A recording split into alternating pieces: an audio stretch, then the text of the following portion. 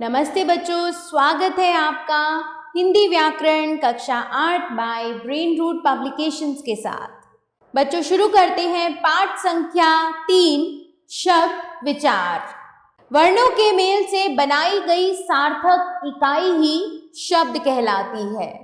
जब हम वर्णों को एक सार्थक समूह में, एक व्यवस्थित समूह में रखते हैं तो उनसे बनता है शब्द। जैसे ल प्लस अ प्लस ड़ प्लस अ प्लस क प्लस ई लड़की। इसी तरह प प्लस औ प्लस ध प्लस आ पौधा। शब्द की विशेषताएं देखेंगे। सभी शब्दों का कोई ना कोई अर्थ अवश्य होता है। शब्दों के मेल से वाक्य और वाक्यों के मेल से भाषा बनती है। सभी शब्दों के वर्णों का कर्म निश्चित होता है। जैसे पर्वत, अगर इसके कर्म को उल्टा कर तवर्प या वर्तक आदि कर दें तो कोई सार्थक शब्द नहीं बनेगा। अर्थात हमें वर्णों को एक व्यवस्थित क्रम में ही रखना होता है। जब शब्द का प्रयोग एक सार्थक इकाई के रूप में अर्थात वाक्य में किया जाता है तब यह पद बन जाता है। शब्दों को व्याकरण के नियमों, लिंग, वचन, कारक के अंतर्गत बांधकर वाक्य में प्रयोग किया जाता है। वाक्य में प्रयोग होने पर वे स्वतंत्र नहीं रहते। इस प्रकार व्याकरण के नियमों में बंधे वाक्य में प्रयुक्त शब्द पद कहलाते हैं। तो यहाँ पर विशेष टिप्पणी है, वाक्य पदों के मेल से बनता है, शब्दों के मेल से नहीं। शब्दकोश में शब्द होते हैं, पद नहीं, और वाक्य और भाषा में पद होते हैं। शब्दों का वर्गीकरण व्युत्पत्ति या रचना के आधार पर, स्रोत या उत्पत्ति के आधार पर, अर्थ के आधार पर, व्याकरणिक प्रकार्य के आधार पर और प्रयोग के आधार पर। सबसे पहले देखेंगे व्युत्पत्ति या रचना के आधार पर। रचना के आधार पर शब्दों के 3 भेद होते हैं, रूढ़ शब्द, यौगिक शब्द, योग ऋण शब्द। रूढ़ या फिर मूल शब्द देखते हैं। जो शब्द किसी विशेष अर्थ के लिए रूढ़ या प्रसिद्ध हो जाते हैं वे रूढ़ अथवा मूल शब्द कहलाते हैं। इनके खंड यानी कि टुकड़े नहीं किए जा सकते। यदि इन शब्दों के खंड किए जाते हैं तो ये अर्थहीन हो जाते हैं। जैसे पुस्तक, नल, पानी, हाथी आदि शब्दों का अर्थ है, परंतु यदि इन्हें पुस प्लस तक, न प्लस ल या पा प्लस नी, हा प्लस थी करके लिखा जाए तो इनका कोई अर्थ नहीं रह जाता। प्रत्येक रूढ़ या मूल शब्द का अपना निश्चित और विशेष अर्थ होता है। यौगिक शब्द 2 या 2 से अधिक शब्दों के योग मेल से बनने वाले सार्थक शब्द यौगिक शब्द कहलाते हैं। यदि इन शब्दों के टुकड़े किए जाएं तो वे खंड भी सार्थक होते हैं। जैसे प्रधान प्लस मंत्री, प्रधानमंत्री, पुस्तक प्लस आलय, पुस्तकालय। ये सभी शब्द 2 मूल शब्दों के जोड़ से बने हैं जिनका अपना विशेष अर्थ है। यौगिक शब्द का रूप लेने पर भी इनका अर्थ दोनों खंडों के अर्थ का योग ही होता है। इन शब्दों की रचना उपसर्ग, प्रत्यय, संधि, समास आदि द्वारा होती है। अब हम देखेंगे योग ऋण शब्द। जो शब्द यौगिक होते हुए भी विशेष अर्थ के लिए रूढ़ हो जाते हैं वे योग ऋण शब्द कहलाते हैं। इन शब्दों के 1 से अधिक अर्थ होते हैं, परंतु ये किसी एक विशेष अर्थ के लिए ही प्रसिद्ध होते हैं। जैसे जल प्लस ज, तो जल का अर्थ है यहाँ पर पानी और ज का जन्मा, तो जल प्लस ज का हुआ जलज और इसका एक विशेष अर्थ हुआ कमल। पानी में तो बहुत से जीव जंतु, पेड़ पौधे जन्म लेते हैं, परंतु सभी को जलज नहीं कहा जाता। यह शब्द कमल के लिए रूढ़ हो गया है, प्रसिद्ध हो गया है। इसी प्रकार निशा प्लस चर, निशाचर, रात को घूमने वाला अर्थात राक्षस। रात के समय अनेक पक्षी एवं पशु आदि घूमते हैं, परंतु यह शब्द राक्षस के लिए रूढ़ हो गया है। नीलकंठ बराबर नीले कंठ, गला वाला यानी कि शिव। नीले रंग का कंठ अनेक पक्षियों का भी होता है, परंतु यह शब्द शिव के लिए रूढ़ हो गया है। अब देखेंगे स्रोत या उत्पत्ति के आधार पर। उत्पत्ति के आधार पर शब्द 5 प्रकार के होते हैं। तत्सम, तद्भव, देशज, विदेशी और संकर। तत्सम शब्द, जो शब्द संस्कृत भाषा मूल भाषा से ज्यों के त्यों हिंदी में आ गए हैं वे तत्सम शब्द कहलाते हैं। चंद्र, माता, भ्राम, आश्रय, अश्रु, जीवा, कर्ण, सूर्य, स्वर्ण, क्षेत्र आदि। तद्भव शब्द, जो शब्द संस्कृत के शब्दों से कुछ बदलाव से बने हैं वे तद्भव शब्द कहलाते हैं। जैसे, तो यहाँ पर आपको तत्सम और तद्भव दिए हुए हैं। यहाँ तत्सम है, मैं आपके लिए पढ़ रही हूँ। सत्य, सच, साय, शाम, रात्रि, रात, दिवस, दिन, सूत्र, सूत, वासर, वार, लक्ष्य, लाख, काक, कौआ, घट, घड़ा, पीत, पीला, विस्तर, बिस्तर, वार्ता, बात, सर्प, सांप, अर्थ, आधा, भिक्षा, भीख, कंकड़, कंगन। आगे यहाँ पर भी बच्चों आपको तत्सम तद्भव दिए हुए हैं, इनका अध्ययन आप स्वयं करें। फिर हम आते हैं देशज शब्द पर। देश प्लस ज अर्थात देश में जन्मा। जो शब्द देश के विभिन्न प्रांतों की बोलियों से हिंदी भाषा में आ गए हैं वे देशज शब्द कहलाते हैं। जैसे खाट, पगड़ी, धोती, झाड़ू, लोटा, लकड़ी, डिब्बा, पेट, बासन, खिड़की आदि। फिर आते हैं विदेशी शब्द। विदेश से आया विदेशी। जो शब्द विदेशी भाषाओं से हिंदी में आए हैं वे विदेशी शब्द कहलाते हैं। इनका प्रयोग प्रायः हिंदी में किया जाता है। जैसे अंग्रेजी के हैं motor, doctor, nurse, school, car, college, महीनों के नाम जनवरी, फरवरी, मार्च आदि, train, truck, bus, scooter, fridge, television, bag, number, pen, pencil, copy, party, ticket, coat आदि। अरबी शब्द हैं जहाज, इनाम, फौज, नजर, खत, इलाज, महल, खबर, दफ्तर, कुर्सी, हवा, सुबह, आदमी, तूफान, औरत, वकील, कानून, कसम, अखबार, कालीन आदि। फारसी शब्द देखेंगे कागज, जमींदार, बदनाम, बाजार, खून, लाश, दुकान, बीमार, बहादुर, सब्जी, दीवार, दरवाजा, बंदूक, नमक, आज़ादी, रुमाल, जादू आदि। पुर्तगाली अलमारी, संतरा, साबुन, चाबी, तौलिया, आलपिन, कप्तान, तंबाकू, तिजोरी, बाल्टी, कमरा आदि। तुर्की चम्मच, कारतूस, कैंची, कुली, कुर्ता, बीवी, चेकचक आदि। चीनी लीची, चाय, पटाखा, चाकू आदि। अब आते हैं संकर शब्द। जो शब्द दो भिन्न भाषाओं के शब्दों के मेल से बनते हैं वे संकर शब्द कहलाते हैं। हिंदी भाषा में अनेक संकर शब्दों का प्रयोग किया जाता है। जैसे हिंदी प्लस अंग्रेजी को मिला के बना लाठी प्लस चार्ज, लाठी चार्ज। अंग्रेजी प्लस हिंदी, टिकट प्लस घर, टिकट घर।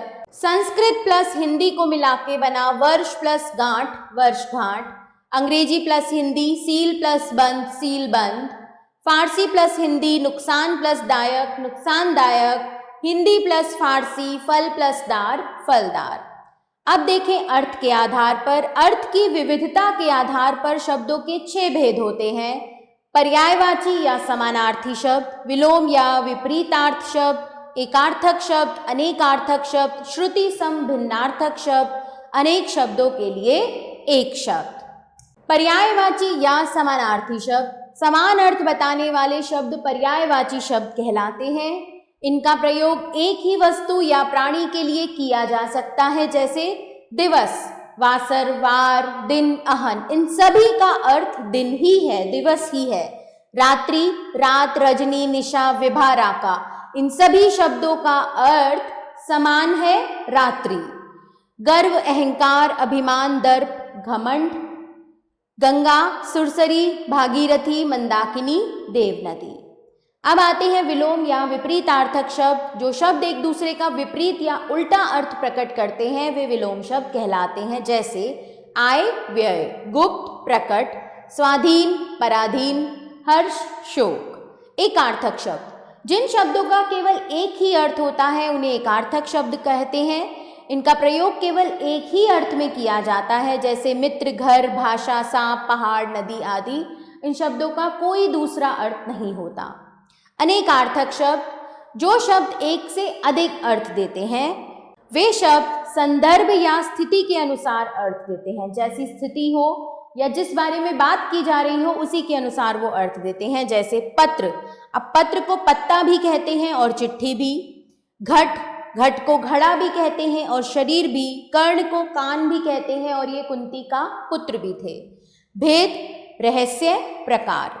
श्रुति सम भिन्नार्थक शब्द, वर्तनी में भी सूक्ष्म अंतर के कारण जो शब्द सुनने में एक जैसे लगते हैं परंतु भिन्न अर्थ देते हैं। अर्थ भिन्न होता है लेकिन कई बार सुनने में बिल्कुल एक जैसे लगते हैं, वे श्रुति सम भिन्नार्थक शब्द कहलाते हैं। जैसे अवधि, भाषा का नाम, अवधि समय सीमा। अन्न, अनाज, अन्य दूसरा। अनेक शब्दों के लिए एक शब्द, जिन शब्दों का प्रयोग वाक्यांश अथवा अनेक शब्दों के स्थान पर किया जाता है वे वाक्यांश के लिए एक शब्द अथवा अनेक शब्दों के लिए एक शब्द कहलाते हैं। जैसे दूर की सोचने वाला, दूरदर्शी। जो किसी का पक्ष न ले, निष्पक्ष। जिसे कभी बुढ़ापा ना आए, अजर। और जो कभी ना मरे, अमर। व्याकरणिक प्रकार्य के आधार पर व्याकरण की दृष्टि से भाषा में प्रयोग किए जाने वाले शब्दों के दो भेद होते हैं, विकारी शब्द, अविकारी शब्द। सबसे पहले विकारी शब्द, जो शब्द वाक्य में प्रयोग किए जाने पर लिंग वचन कारक काल के कारण अपना रूप बदल लेते हैं वे विकारी शब्द कहलाते हैं। इसके चार भेद होते हैं, संज्ञा, सर्वनाम, विशेषण, क्रिया। प्रयोग के अनुसार इनका रूप बदल जाता है। जैसे संज्ञा, बच्चा, बच्चे, बच्चों आदि। सर्वनाम, यह, वे, उनका, उन्होंने आदि। विशेषण, मोटा, मोटी, ऊंचा, ऊंची आदि। क्रिया, आता है, आते हैं, आएंगे, आए थे आदि। तो यहाँ पर प्रयोग के अनुसार इनका रूप बदलता है। अविकारी शब्द, अ प्लस विकार अर्थात जिसमें परिवर्तन न हो, जिन शब्दों के रूप में लिंग वचन कारक काल आदि के कारण कोई परिवर्तन नहीं होता वे अविकारी शब्द कहलाते हैं। इनके भी चार भेद होते हैं, क्रिया विशेषण, संबंध बोधक, समुच्चय बोधक और विस्मयादि बोधक। इनके स्वरूप में प्रयोग के अनुसार कोई परिवर्तन नहीं आता, ये मूल रूप में ही प्रयोग किए जाते हैं। क्रिया विशेषण में देखेंगे धीरे धीरे, बाहर, जल्दी आदि। संबंध बोधक, से पहले, के बाद, के साथ आदि। समुच्चय बोधक, किंतु, परंतु, अथवा, और आदि। विस्मयादि बोधक, अरे, ओह, वाह, क्या आदि। इनके विषय में अगले अध्यायों में विस्तार से पढ़ेंगे। प्रयोग के आधार पर, भाषा में प्रयोग के आधार पर शब्दों के दो भेद होते हैं, सामान्य शब्द और तकनीकी शब्द। सामान्य शब्द वे शब्द जिनको हम सभी दैनिक जीवन में आम बोलचाल के लिए प्रयोग में लाते हैं उन्हें सामान्य शब्द कहते हैं। इनका अर्थ कोई भी आसानी से समझ लेता है, जैसे घर, कपड़ा, रोटी, किताब, खाना, पानी, कमरा, नदी आदि। तकनीकी शब्द वे शब्द जिनका संबंध विभिन्न विषयों, व्यवसायों, विज्ञान आदि से होता है वे तकनीकी शब्द कहलाते हैं। जैसे विषय, संज्ञा, सर्वनाम, विशेषण, क्रिया, लिंग वचन, समुच्चय बोधक, विराम चिन्ह आदि। प्रशासन, सचिव, कनिष्ठ, वरिष्ठ, निदेशालय, प्रभाग आदि। और विज्ञान, रसायन, कोशिका, जीवाश्म, जीव विज्ञान, संश्लेषण आदि। चलिए बच्चों, आओ दोहराएं। वर्णों के सार्थक मेल से बनने वाली सार्थक इकाई शब्द। व्याकरण के नियमों में बंधे वाक्य में प्रयुक्त शब्द, पद। शब्दों के वर्गीकरण के 5 आधार, रचना, उत्पत्ति, अर्थ, व्याकरणिक प्रकार्य तथा प्रयोग। रचना के आधार पर 3 भेद, रूढ़, यौगिक और योग रूढ़ शब्द। उत्पत्ति के आधार पर 5 भेद, तत्सम, तद्भव, देशज, विदेशी तथा संकर शब्द। पर्यायवाची, विलोम, एकार्थक, अनेकार्थक, श्रुति सम भिन्नार्थक तथा अनेक शब्दों के लिए एक शब्द। व्याकरणिक प्रकार्य के आधार पर 2 भेद, विकारी तथा अविकारी शब्द। विकारी शब्दों के 4 भेद, संज्ञा, सर्वनाम, विशेषण तथा क्रिया। अविकारी शब्दों के 4 भेद, क्रिया विशेषण, संबंध बोधक, समुच्चय बोधक तथा विस्मयादि बोधक। प्रयोग के आधार पर शब्दों के 2 भेद, सामान्य तथा तकनीकी शब्द। तो चलिए बच्चों, बताएं क्या सीखा। शब्द किसे कहते हैं, इनका वर्गीकरण किन आधारों पर किया जाता है। विकारी और अविकारी शब्द में क्या अंतर है और शब्द और पद के अंतर को स्पष्ट करो। तो बच्चों, इन सभी प्रश्नों के उत्तर पाठ के आधार पर आप स्वयं देंगे। रिक्त स्थानों की पूर्ति करो। वर्णों के सार्थक समूह को शब्द कहते हैं। संस्कृत के वे शब्द जिन्हें संस्कृत के रूप में ही हिंदी में स्वीकार किया जाता है उन्हें तत्सम शब्द कहते हैं। संज्ञा, सर्वनाम, विशेषण तथा क्रिया विकारी शब्द हैं। जिन शब्दों का केवल एक ही अर्थ होता है उन्हें एकार्थक शब्द कहते हैं। एक दूसरे का उल्टा अर्थ प्रकट करने वाले शब्द विलोम शब्द कहलाते हैं। यहाँ इन दोनों वाक्यों में रिक्त स्थानों की पूर्ति आप स्वयं करेंगे। दिए गए शब्दों में से तत्सम, तद्भव, देशज और विदेशी शब्दों को अलग करो। तो बच्चों, यहाँ मैंने इन्हें अलग अलग करके लिखा हुआ है, आप इनका अध्ययन करें। निम्नलिखित शब्दों के तद्भव रूप लिखो। मस्तक, माथा, नासिका, नाक, अर्ध, आधा, आम्र, आम, मक्षिका, मक्खी, आश्रय, सहारा, भ्राता, भ्राता से दोबारा कर रहे हो, भ्राता, भाई। शेष शब्दों के तद्भव रूप आप स्वयं लिखेंगे। दिए गए शब्दों के सामने लिखो कि ये शब्द रूढ़, यौगिक या योग रूढ़ हैं। तो यहाँ मैंने लिखा हुआ है, आप इनका अध्ययन करें और शेष शब्दों के सामने आप स्वयं लिखें। करके देखो। विद्यार्थी एक दूसरे से विदेशी शब्दों के उदाहरण बोलकर पूछें कि किस भाषा से लिया गया है। तो आपको ये करके देखना है। इसी के साथ बच्चों एंड कर रही हूँ। इसी के साथ बच्चों हमारा यह पाठ यहाँ समाप्त होता है। आभार बच्चों, मिलते हैं नए पाठ के साथ।